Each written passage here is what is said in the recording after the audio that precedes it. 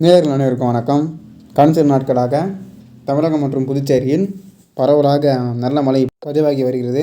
குறிப்பாக கடந்த 24 மணி நேரத்தில் அதிகபட்சமாக தூத்துக்குடி மாவட்டம் கயல்பட்டினத்தில் 154 மில்லிமீட்டர் பதிவாகியுள்ளது. இதனிடையே இன்று வடகிழக்கு பருவமழை துவங்கியதாக அதிகாரப்பூர்வமாக இந்திய வானிலை ஆராய்ச்சித்துறை அறிவித்துள்ளது. மறுபுறம் இந்திய வங்கடல் பகுதியில் எம்ஜேஓ உட்பட கடல் சார்ந்த அலைவுகள் வருகை தந்துள்ளன. இதன் காரணமாக வருகின்ற அக்டோபர் 25ஆம் தேதி முதல் தமிழகம் மற்றும் புதுச்சேரியில் வடகிழக்கு பருவமழை மிகவும் தீவிரமடைய வாய்ப்புள்ளது. குறிப்பாக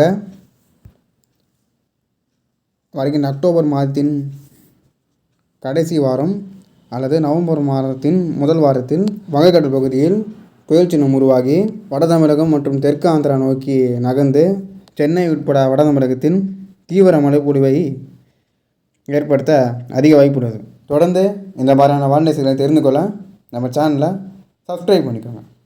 நன்றி.